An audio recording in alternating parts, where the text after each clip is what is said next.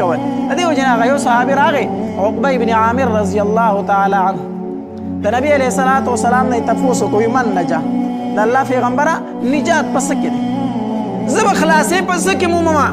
اوس که زه ستا نه تپوس وکړم نو ته به ماته څه وښیې ته زما نه تپوس وکړې زه به د خپل طرفه تا ته څه وښیم خو د الله پیغمبر هغه ته ډایرکټ د الله د طرف نه وحي کېدله د دې وجې نه صحابي راځي د نبي علیه الصلاة والسلام نه تپوس کوي د الله پیغمبره نجات په څه کې دی صحابي څه تپوس کوي د الله پیغمبر نجات په څه کې دی نبی علیه الصلاة والسلام ورته 3 نسخې ښودلي دي څو نسخې ښودلي 3 نسخې ښودلي نبی علیه الصلاة والسلام یو نبی علیه الصلاة والسلام وفرمایل وی املک علیک لسانک خپله ژبه دې په کنټرول کې وساته خپله ژبه دې په کنټرول کې وساته ګوره چې خبرې نه کوي ځان له غلې ناستې نه څوک به درته نه وایي چې هلکه ولې خبرې نه کوي ولې خبرې نه کوي خو چې بار بار لګیا په مخه خبرې کوي نو هر سړی به ته مړه دا خبره دې غلطه وکړه دا دې غلطه وکړه خبرې به بیا غلطېږي ډېرې که نه چې کله خبرې زیاتې شي نو غلطۍ به دې هم ډېرې شي که نه نو نبی علیه الصلاة والسلام وفرمایل وی املک علیک لسانک د ژبې د کنټرول کې ساته هسې فضول خبرې بار بار مه کوه دویم نبی علیه الصلاة والسلام ورته وفرمایل ولیسعک بیتک د کور نه بغیر ضرورت بار ته مه وځه خپل زیات اوقات دا په کور کې دننه تېروه زیات اوقات په کور کې دننه تېروه بازارونو کې فضول مه ګرځه فضولیاتو خواله هسې مه ځه ګناهونه به درنه کېږي د سترګو نظر به د غلط ځای استعمالیږي غوږونو باندې به ناروا خبرې اوري ته به یې اورېدل نه غواړې خو چې بار ګرځي نو اورې به یې که نه به اوري اوري به نو سترګې به د غلط ځای استعمالیږي په غوږونو باندې به غلطې خبرې اوري او حادثات په در باندې هم زیات راځي بیا که نه د دې وجې نبي علیه الصلاة والسلام صحابي ته وفرمایل ولیسعک بیتک ولیسعک بیتک خپل زیات اوقات په کور کې دننه استعمال کا د کور نه بغیر ضرورت مه وځه ځکه چې مونږ یو نو د هلکان ټوله ورځ بار په موټرسایکلو باندې یو خوا منډې بل خوا منډې یو خوا منډې بل خوا اخ کته چې ولګي درس بس اکسیډنټ یې کړی نو که دی کور ناست وي خو دا چل به نه و که نه اوس پته وایي چې دا خو سړی په ضرورت سره وځي نو هم داسې کېدی شي هغه ځان له خبره ده چې په ضرورت سره د کوره وتې وي او داسې حادثه در باندې راغله بیا حدیث مبارک کې ورته شهید ویلی شوی دی بیا خو شهید دی په یو ضرورت باندې د کوره وتې وي په لاره کې درته مرګ راغی مرتبه دې د څه شي وموندله د شهادت مرتبه دې وموندله خو چې په فضولیاتو پسې ګرځي او داسې مړ شي د دې وجې نبي علیه الصلاة والسلام فرمایي دویم نصیحت یې ورته دا وی ولیسعک بیتک خپل زیات اوقات په کور کې تېروه د کور نه بار ته بغیر د ضرورته مه وځه او دریم نبی علیه الصلاة والسلام وفرمایل وی وبکې علی خطیئتک په خپلو ګناهونو باندې جاړه په خپلو ګناهونو باندې د الله په دربار کې جاړه د الله په دربار کې جړه کوه فریاد کوه خپل ګناهونه ځان ته رامخې ته کوه یوازې والي کې کېناستې خپل ګناهونه رامخې ته که الله تبارک وتعالی ته وجاړه حدیث مبارک کې راځي چې د کمې سترګې نه د الله د یرې نه اوښکه وبهیده په دغې سترګه باندې اور د جهنم څه دی حرام دی دا مطلب نه چې نور بدن به په جهنم کې پروت او صرف سترګه به نه سوځي نه دغه بدن به الله جهنم ته نه داخلوي دا سترګه هم په دې بدن کې ده که نه صحابي تپوس کوي د نبی علیه الصلاة والسلام نه د الله پیغمبره نجات په څه کې دی نبی علیه الصلاة والسلام ورته څو نسخې وښودلي 3 نسخې یوه نسخه دا ده نبی علیه الصلاة والسلام فرمایي املک علیک لسانک خپله ژبه په کنټرول کې ساته خوله دې په کنټرول کې ساته فضول خبرې ډېرې مه کوه دویم نبی علیه الصلاة والسلام وفرمایل ولیسعک بیتک خپل زیات اوقات دننه په کور کې تېروه بغیر د ضرورته بهر خوشي مه کوه مه ګرځه دریم نبی علیه الصلاة والسلام ورته وفرمایل وبکې علی خطیئتک په خپلو ګناهونو باندې جاړه چې کله ته په خپلو ګناهونو باندې جاړي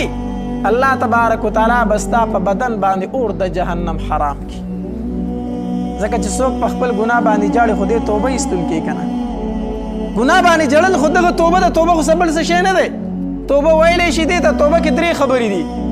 کم ګناه چې دی کو باغې باندې ستوماني اختیارول الله چې ډېر بد را نشوي دي هغه ګناه فوراً پرېښودل او په آینده کې دا قصد کول چې بیا به یې نه کوم توبه کې څو خبرې دي دکه 3 خبرې دي کم ګناه کې مبتلا وي دا به فی الحال پرېږدي چې کم در نشوي په هغې به ستوماني اختیار کړي او دویم دا چې په آینده کې به قصد دا وکړي چې دا ګناه به نه کوم دې ته توبه ویلی شي کو په خولې دې الفاظ د توبې وي ډېره ښه ده که ودې نوي ضرورت نشته بس د چا په زړه کې چې دا 3 خبرې راغلې د توبه الله قبوله کړه دکه توبه ده دا نه چې غوږونو ته به لاس کوم الله تا ته مې توبه ده تا ته مې توبه ده په زړه کې وي چې کوم موقع میلاو شو چې بیا به ګورو بیا به دا ګورې په الله پورې مسخري او ټوکې کول دي یاد وساتئ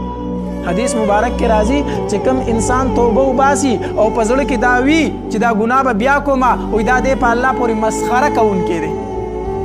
دا دی په الله پورې ټوکې کوونکی دی د هغې د دې نه زیات ګناه دی بیا ګناه دې کړی ښه ځان له ګناه خو چې اوس داسې توبه وباسي په زړه کې دې دی چې بیا به کومه په خوله توبه توبه نو دا دې په الله پورې ټوکې وکړي دا د هغې نه غټه ګناه شوله توبه کې دغه 3 خبرې دي د دې وجې نبي علیه الصلاة والسلام فرمایي وبکې علی خطیئتک په خپلو ګناهونو باندې جاړه جاړه هر څومره ګناه نه شوې ده هر څومره ګناه شوې ده هر قسمه ګناه شوې ده الله تبارک وتعالی یې معاف کوي حدیث مبارک کې راځي التائب من الذنب کمن لا ذنب له توبه ایستونکی د ګناه نه داسې دی ګویا چې د ده د سره ګناه ګویا چې د ده ګناه د سره کړې نه ده زمونږ سره چې څوک بد وکړي که نه زیاتې را سره وکړي او بیا یې مونږ معاف کو نو معاف خو کو خو په زړه کې خبرې چېرې دې سړي را سره څه وخت کې بد کړي وو دا یې که نه په زړه کې دا خبرې که نه او دې سړي را سره پلانکي وخت کې بد کړي وو نه الله دا نه یادوي الله تبارک وتعالی فرمایي توبه دې ویسته ګویا چې تا دا ګناه د سره نه ده کړې او توبه د کم وخته پورې الله قبلوي تر څو پورې چې د ځنکدن سلګۍ نه دي شروع شوي یو سړی و ټول ژوند یې په ګناهونو کې تېر کړو ټول ژوند په ګناهونو کې حالت د بوډاتوب ته ورسېدو بیا هم ګناهونه نه پرېښودل خو چې کله لا ځنکدن سلګۍ نه دي شروع شوي د هغې نه یو 5 منټه مخکې د وي الله چې څه مې کړي ډېر پستومانه یم ځنکدن لا نه دی شروع شوی د په دې نه 5 منټه مخکې الله چې څه مې کړي ډېر پستومانه یم الله تبارک وتعالی فرمایي وایي داسې مې معاف کړي ګویا چې تا دا ګناهونه د سره کړي نه دي اوس انسان وي موږ ورته وایي چې ښه خپل وس دې وکړو نو اوس وایي چې ما معاف کا خپل وس دې وکړو نو اوس وایي چې ما معاف کا الله تبارک وتعالی داسې نه وایي چې ځواني دي ښه دغه پرېږده مونږ دنیوي خلک یې نه معاف کوو یو سړي ځواني ډېره په ګناهونو کې تېره کړي او چرچې او تماشې کړي که نه او بیا وروسته تبلیغ له لاړ شي او تسبیح راوالي نو مونږ ورته څه وایو چې زموږ په مخه تېر شي مونږ څه وایو مونږ وایو اوس له تسبیح خوند ورکړو څه د پښتو ټپه غونته پکې نه ده خو زما نه په دې ساعت کې لږ یېرېږي په کاسیروی خوا سړه کړه اوس یې راواغېستل د علم کتابونه داسې وایي که نه دا زمونږ د خلکو ولې مشهور کړي دي ځکه دوی نه معاف کوي نه معاف کوي په کاسیرو د خوا سړه کړه اوس یې تسبیح راواغېستې مونږ خلک یې نه معاف کوو نه معاف کوو دغه حکم د الله نه دی دغه قانون د الله نه دی ما ته یې نه معاف کوو خو الله وایي ما داسې معاف کړی مړه چې دا ګناه دې د سره اړو کړې نه ده اړو کړې دې نه ده دومره الله مهربانه ذات دی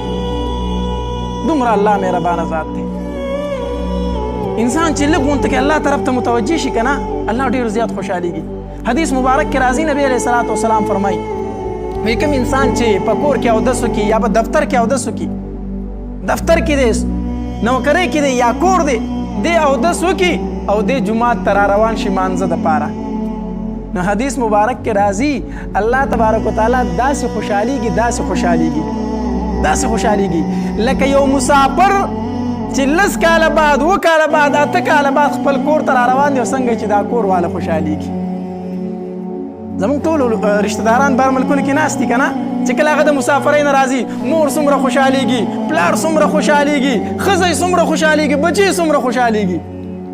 خپل مسافر ته ډېر خوشحالېږي چې کور ته راځي که نه دکه شان چې یو انسان کور کې اودس وکړي او د الله کور ته جومات ته مانځله راځي دکه شان الله خوشحالېږي ګوره زما نافرمان بنده مال را روان دی زما کور ته را روان دی الله د دې نه ډېر زیات خوشحالېږي حدیث مبارک کې راځي نبی علیہ الصلوۃ والسلام فرمایي الله تبارک وتعالی د نافرمان انسان په توبه باندې داسې خوشحالېږي د هغې نبی علیہ السلام یو مثال ذکر کړی دی چې کله سړی په سفر باندې روان وي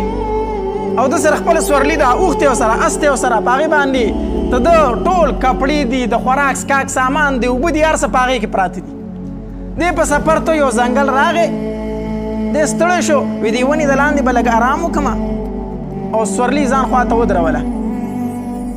د ده سترګې ورلې وده شو چې سترګې وغړېدې سورلي تښتېدلې نشته اوس خوشې بیابان دی ځنګل دی د ده چې کومه سورلي وه هغه تلې ده په هغې کې د ده اوبه هم وي په هغې کې د ده د خوراک سامان هم بس دی دغلته کې ناامیده کېناستو وی بس زما مرګ هم په دې ځای دی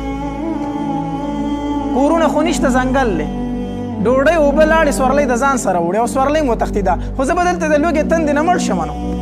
دې ناامیده کېناست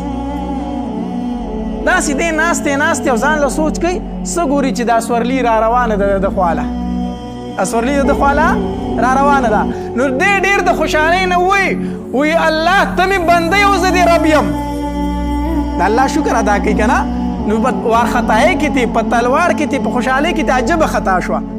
وی الله ته مې بنده او زه دې رب یم داسې وي ډېرې خوشحالۍ د وجې نه نبی علیه الصلاۃ والسلام فرمایي الله د دې نه زیات خوشحالېږي چې کله نافرمان انسان د الله په دربار کې توبه وباسي که نه الله د دغه انسان نه ډېر زیات خوشحالېږي الله تبارک وتعالی زه خو د ډېر عمر نه په دې تمه زه خو د همیشه نه په دې تمه یم چې ولې زما نه باغي ګرځي ولې زما نه خفه ګرځي زه خو په دې انتظار یم ما ته خو لږ راشه که نه لږ خو زما خواته رانږدې شه که نه الله تبارک وتعالی د انسان په توبه باندې ډېر زیات خوشحالېږي د دې وجې نه نبي علیه الصلاۃ والسلام فرمایي وبکې علی خطیئتک په خپلو ګناهونو باندې جاړه د الله په دربار کې صحابي تپوس کړی و د الله پیغمبر نجات په څو خبرو کې دی نبي علیه الصلاۃ والسلام ته څو نسخې وښودلې درې یو نبي علیه الصلاۃ والسلام فرمایي املک علیک لسانک ژبه دې په کنټرول کې ساته ژبه دې په کنټرول کې ساته بس زیاتې خبرې مه کوه چې خامخا څه ویل غواړې بس د الله ذکر کوه د الله ذکر کوه دویمه نسخه یې څه ښودلې نبی علیه الصلاۃ والسلام ولیسعک بیتک په کور کې زیات اوقات تېروه په زول د کور نه بار خوشي مه کوه بار مه وځه دریم نبی علیه السلام کومه نسخه ښودلې ده وبکې علی خطیئتک په خپلو ګناهونو باندې جاړه دکه درې خبرې چې چا خپلې کړي نبی علیه السلام دغې صحابي ته و چې